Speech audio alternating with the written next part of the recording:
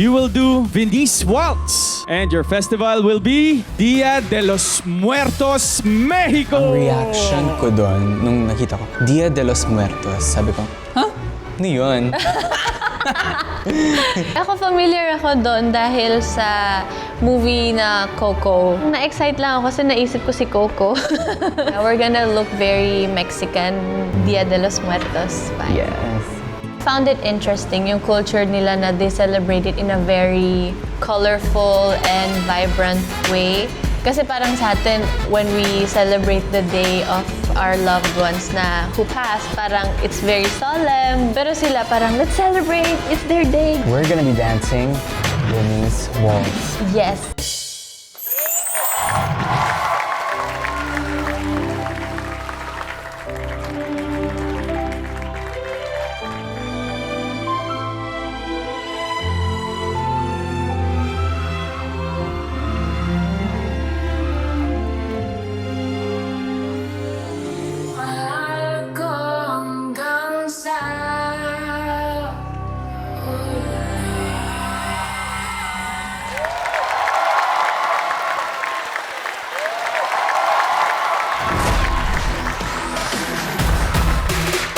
Gracias por ese baile. Thank you for that dance.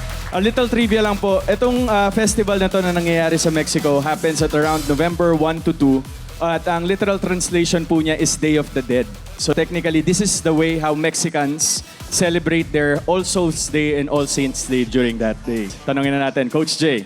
Yung flow nung piyesa nila, sobrang na-appreciate ko kasi hindi ko naman nakikita si Jao na nagli-lift before. Pero ngayon, na nakikitaan ko siya ng ganyan. So, malaking tulong din tong Stars on the Floor para, alam mo yun, para sa mga P-pop na nandito, para mas mahubog lalo sila sa pagpa-perform, pag-a-adjust. May mga parts lang na pag nililift niya, si Chanty, medyo napuputol yung flow. Pero the rest, sobrang na-feel ko yung emotion.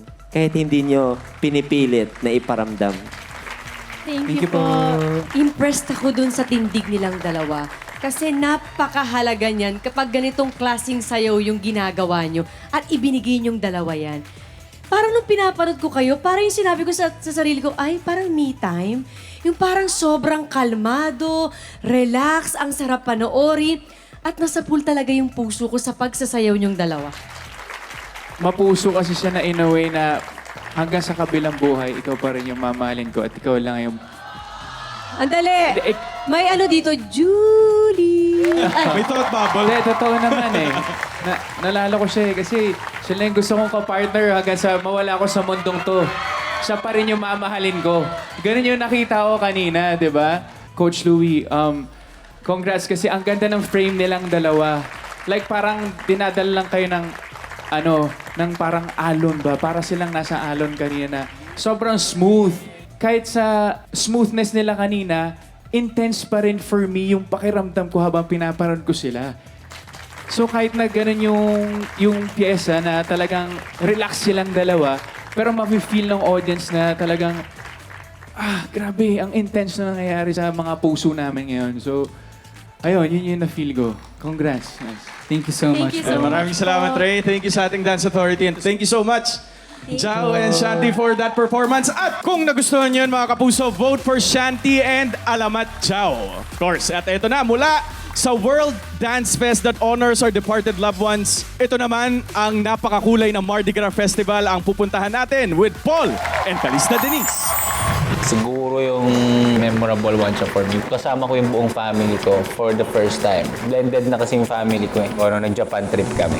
Pinaka-memorable, nag-compete ako dun sa Australia. Kasi first time kong mag-out of country na ako lang mag-isa. First time ko mag-competition. Tapos out of country pa, na-meet ko mga idols na dance icons. Na-test ko din yung self ko na maging matapang. Ang napunta sa amin ay Mardi Gras. Bagay siya sa dance style namin na jazz.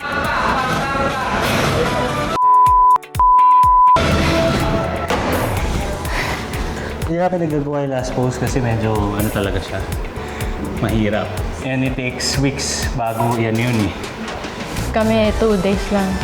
1 day nga lang ako. Kayang-kaya natin yan. Dahil sa performance natin, panis tong piece na to. Panis kayo!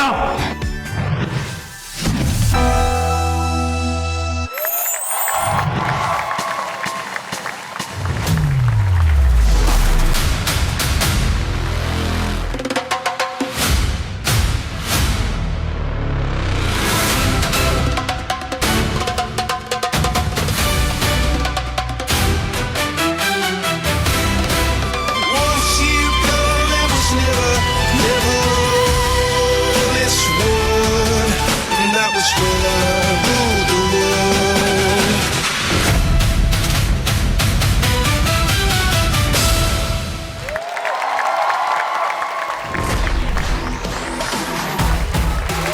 Grabing pasabog ang pinakita ni Paul and Calista Denise, mga kapuso, na Jazz and Mardi Gras collaboration. Grabe, Dance Authority, paano ba? Yan. Umpisa pa lang, alam ko intense na eh. Hindi ako makahinga sa bawat ginagawa nila. Na parang ano ba to? Finals na ba? Ang hirap ng mga ginawa nyo, pero ako yung natatakot, baka mahulog, baka... Pero wala naman.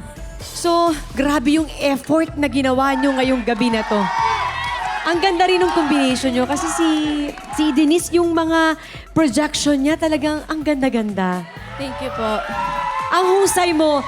Tapos nakatulong pa sa'yo si Paul na ang lakas na macho na nalilift ka ng tama at naaayos lahat. Lahat-lahat na to, tita. Lahat ng lakas ko. Kita naman namin, Paul. Kita namin yung effort. Kaya shout out kay Coach. Yes, Coach Jim Lloyd. Eto na. Mic drop na naman. Mic drop. Oh. Simula nung umpisa, hanggang dito sa baba, hindi natapos yung pag-execute nyo ng mga pasabog na liftings. Mahirap yun kasi Paul, medyo maluwang yung suit mo eh. Pwedeng sumabit dyan si Denise pero na-execute na maganda. Ibig sabihin, yung precision and timing you both dito sa performance is on point.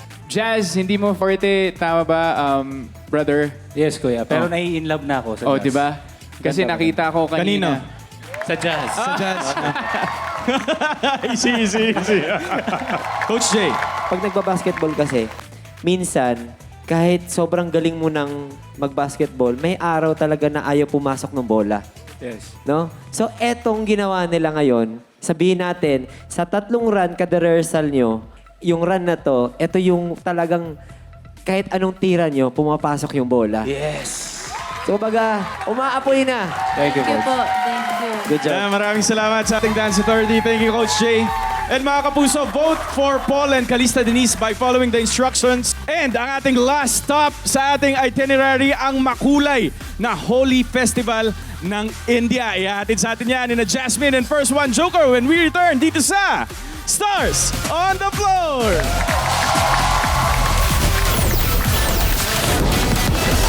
On the floor.